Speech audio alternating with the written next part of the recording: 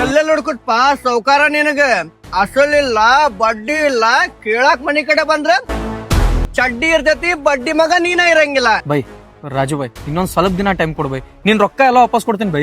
ಜಾಸ್ತಿ ಮಾತಾಡಕೋ ಬೇಡ, ರೊಕ್ಕ ತೆಗಿ ರೊಕ್ಕ. ಬೈ ಇವ್ ನಮ್ಮ ದವಾಗ್ನಿ ರೊಕ್ಕ ಬೈ, ಪ್ಲೀಸ್ ಬೈ. ಇರ್ಲಿ ದವಾಖಾನಿ ರೊಕ್ಕ ಅಂತಿ, ಅದಕ್ಕ ಈ ಸಲ ಸುಮ್ಬಿಡ್ತೇನಿ.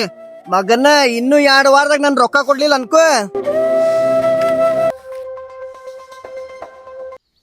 ರಾಜು ಬೈ ಅವ್ರ ನಿಮ್ದ ರೊಕ್ಕ ತಗೋರಿ. ಇವತ್ತರ ನಿನ್ ಕಡೆ ಬರ್ಬೇಕಂತ ಮಾಡಿದ್ದೆ ನೋಡ್ನ, ಅಷ್ಟ್ರಾಗ ನೀನ ಬಂದಿ. ನನ್ ಕಷ್ಟ ಐತೆ ಅಂದ್ಲಿ ಅಂದ್ರೆ ಫಸ್ಟ್ ಹೆಲ್ಪ್ ಮಾಡಿದವ್ರು ನೀವ, ಅದಕ್ಕ ಈಗ ರೊಕ್ಕ ಅರೇಂಜ್ ಆದ್ರಿ ಅಂದ್ರ ಮೊದಲ್ ನಿಮ್ ಸಾಲ ತೀರ್ಸಾಕ ಬಂದನಿ.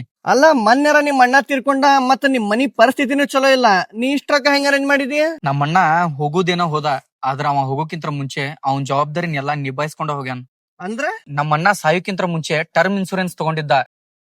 ಅಣ್ಣ ಹೋದ್ಮೇಲೆ ಅವ್ನ್ದು ಇನ್ಸೂರೆನ್ಸ್ ಡಾಕ್ಯುಮೆಂಟ್ಸ್ ಎಲ್ಲಾ ಸಿಕ್ಕು, ನಮಗೇನು ಕಷ್ಟ ಬರದಂತೇಳಿ ಎಲ್ಲಾ ಪ್ರಾಪರ್ ಆಗಿ ಅರೇಂಜ್ ಮಾಡಿಟ್ಟು ಹೋಗಿದ್ದ. ಕ್ಲೈಮ್ ಮಾಡಿದ್ದ ಸ್ವಲ್ಪ ದಿವ್ಸಕ್ಕ ಕೈ ತುಂಬಾ ಅಮೌಂಟ್ ಬಂತ. ಅಕಸ್ಮಾತ್ ನಮ್ಮ ಅಣ್ಣ ಏನಾರ ಅದನ್ನ ಮಾಡಿಸಿಟ್ಟಿದ್ದಿಲ್ಲ ಅಂದ್ರೆ ನಮ್ ಫೈನಾನ್ಷಿಯಲ್ ಸಿಚುವೇಶನ್ ಬಾಳ ಕೆಟ್ಟಿರ್ತಿತ್ ಬೈ. ಕರೆ ಹೇಳಿ ಇಂಥದೊಂದ್ ಇನ್ಸೂರೆನ್ಸ್ ಒಂದ್ ಫ್ಯಾಮಿಲಿನ ರಕ್ಷಣೆ ಮಾಡ್ತೈತ ಅಂತೇಳಿ ನಾ ಇವತ್ತು ಅನ್ಕೊಂಡಿದ್ದಿಲ್ಲ. ನಮ್ಮ ಅಣ್ಣ ಅಂತೂ ವಾಪಸ್ ಬರಂಗಿಲ್ಲ, ಆದ್ರ ಅವ ಮಾಡಿಟ್ಟಿರೋ ಪ್ಲಾನ್ ಈಗ ನಮ್ಮ ಅವನ್ ದವಾಖಾನಿ ಖರ್ಚಿಗೆ ಆತ, ಮತ್ತ ನಮ್ಮ ಮನಿ ಎಲ್ಲಾ ಪ್ರಾಬ್ಲಮ್ ಸಾಲ್ವ್ ಮಾಡಕ ಅದು ಬಾಳ ಹೆಲ್ಪ್ ಆತ. ಮತ್ತೆ ಟರ್ಮ್ ಇನ್ಸೂರೆನ್ಸ್ ಬಾಳ ತುಟ್ಟಿ ಇರ್ಬೇಕ.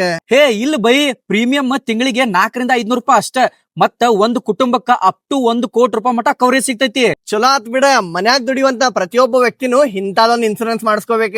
ಹೌದ್ರಿ, ನಮ್ ಜೀವನಕ್ಕೆ ಯಾವ್ದೇ ತರ ಗ್ಯಾರಂಟಿ ಇಲ್ಲ, ನಮ್ ಕುಟುಂಬದ ಸುರಕ್ಷತೆ ಮಾಡೋದ ನಮ್ ಕೈಯೊಳಗ ಐತಿ. ಬಯೋಳಗ ಲಿಂಕ್ ಕೊಟ್ಟಿರ್ತೇನಿ, ನೀವೇನ್ರ ಆನ್ಲೈನ್ ಮೂಲಕ ಪರ್ಚೇಸ್ ಮಾಡಿದ್ರ ನಿಮ್ಗ 15% ಆಫ್ ಸಿಗ್ತೈತಿ. ಎಲ್ಲಾರು ಇನ್ಸೂರೆನ್ಸ್ ಮಾಡ್ಸ್